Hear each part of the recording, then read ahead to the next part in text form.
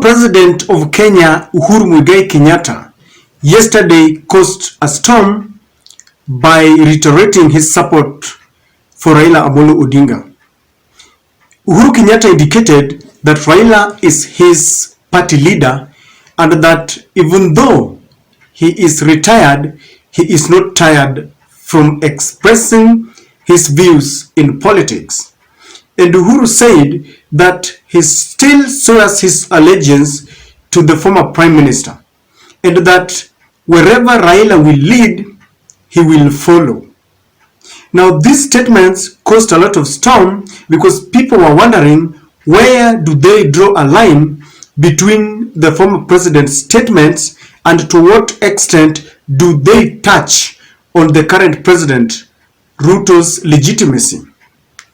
This has been a thorn in the flesh to this administration because ever since William Ruto was declared the president by both the IEBC and the Apex Court, the Supreme Court, the former president has not found it kind to congratulate him. And William Ruto says he's got no problem with that, it's okay. Now, after Uhuru spoke, very many experts went to debate this, and one person who expressed his views on this is the city lawyer, the outspoken lawyer, Ahmednasir. And Ahmednasir went on Twitter, and this is what he said, that retired President Uhuru Kenyatta, by swearing allegiance to Honorable Raila, affirms to Kenyans that Raila is his president and President William Ruto is not Kenya's lawfully elected president. Now, Ahmednasir's statements have opened a Pandora's box, and people are saying that even the city law himself is now confirming that William Samoei Ruto is not the president of Kenya. But others are saying that this was a sarcastic statement to Uhuru Kenyatta, who handed over peacefully to President William Samoei Ruto. Remember, Jeremiah Kioni explained that the reason why the former president handed over power peacefully to President William Samoei Ruto is because he never wanted to soil his hands with blood. He never wanted the country to plunge into anarchy and to go into constitutional crisis. And that is why he decided that it was his constitutional mandate to hand over power. Now, do you believe from where you sit that William Ruto is a legitimate president?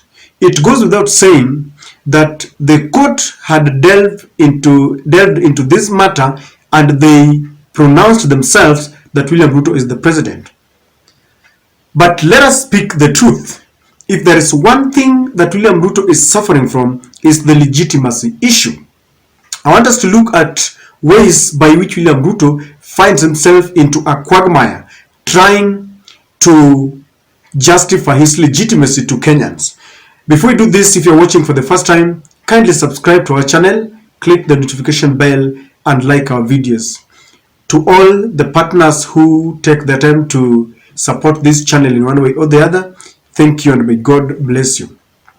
With over 8 million people swearing their allegiance to the Azimio, Raila Odinga, Kalonzo Musyoka, Martha Karua, Eugene Wamalwa, Uhuru Kenyatta, all those, I can assure you that William Ruto is having sleepless nights because these are people who don't believe that William Ruto won the elections. And with the latest exposure that the whistleblower came out with, that Raila won by 8 million votes against Ruto's 5 million votes, this has complicated matters. And Raila is on record saying that they don't recognize the presidency of William Ruto, neither do they recognize the entire government, and in fact, they are calling upon the government to vacate office so that they can occupy their rightful place. And you can see by the verbal language and the body language that William Ruto is trying to put a brave face.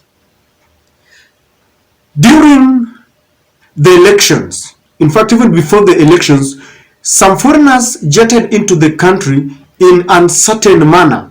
Jose Camargo jetted into the country with expired passports. And when they were apprehended at the airport, Kenyans expected that the Inspector General and the DCI would explain to Kenyans what exactly brought them in.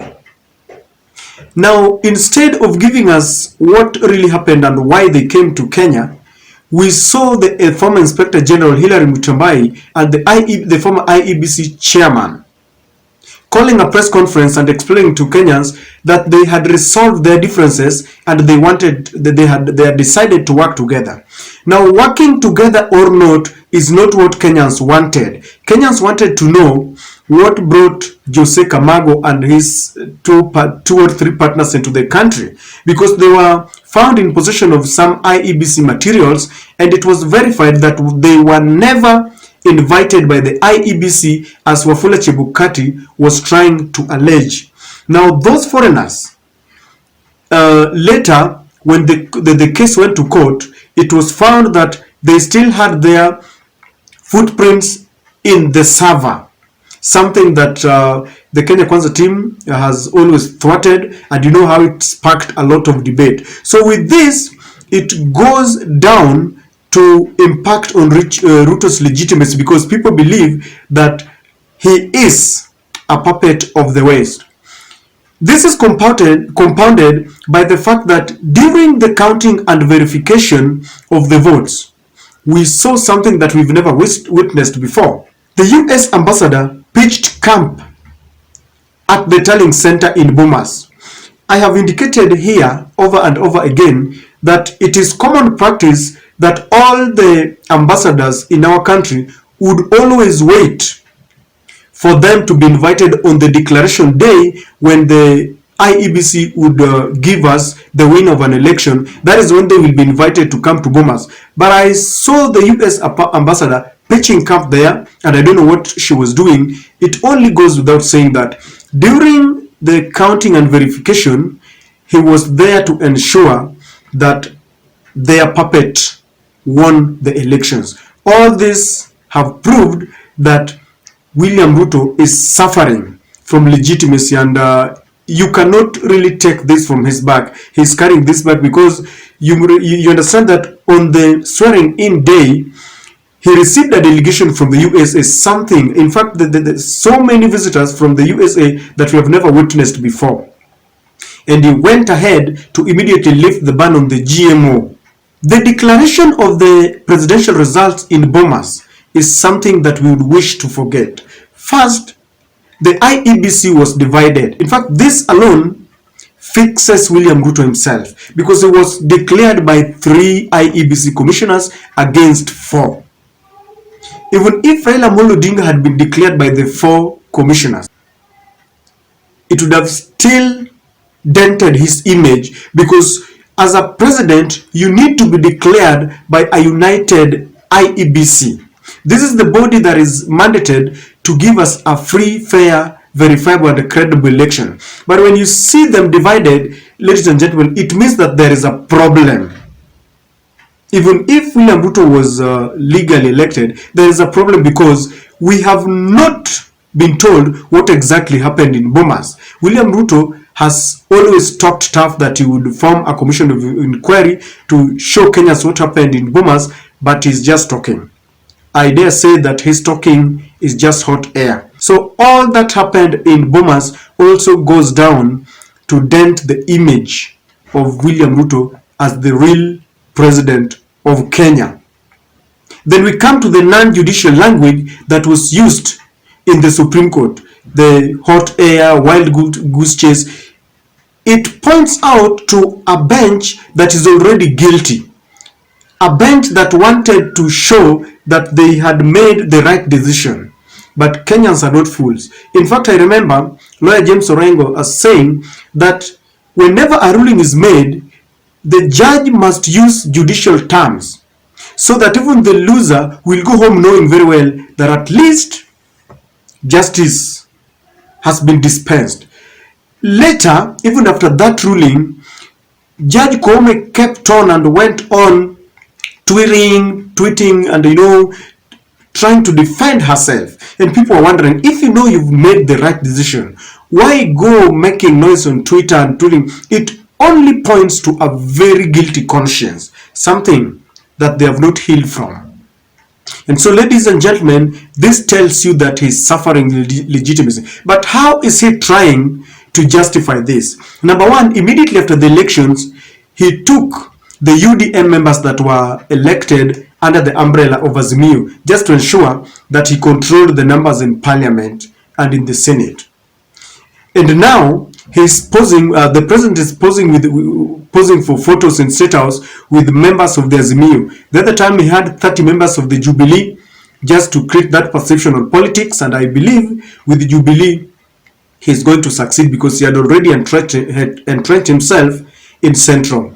He also took 9 members from the ODM posing there for photos. But for Nyanza, it's gonna be a very difficult exercise for him because you will take the leaders but you will not succeed in taking the ordinary mwananchi. I want to say this: if President William Ruto wants to justify his legitimacy, the best thing to do is to fix the economy. People will not mind whether you rig the elections if the cost of living comes down. This is a simple advice that someone must tell William Ruto. When people are doubting your legitimacy, fix the economy, period. I've always said here that President Kibaki fixed the economy and politics automatically fixed itself. William Ruto is trying to do the opposite, trying to fix the politics, thinking that politics will fix the economy. Very soon Kenyans will be very, very tired. The last thing that he needs to do is to take this opportunity and unite this country. This will help him hide the legitimacy issue. Instead of trying to intimidate those who he says persecuted him in the last regime, he should instead embrace them and cultivate magnanimity, unite the country so that this will give him enough time, a peaceful environment so that economy can grow. That is the only way to fix your legitimacy issues. So ladies and gentlemen, as usual, these are just my thoughts. I don't know what you think from where you are. Do you think the Kenya Kwanza team is suffering from legitimacy issues? And if so, how best can they fix this issue so that the government can run together? Because if they fail, Kenya fails totally, and the ordinary mwananchi is still waiting for the promises that they were given by William Ruto. If you're watching again, I want to request that you support the channel, and I'll be glad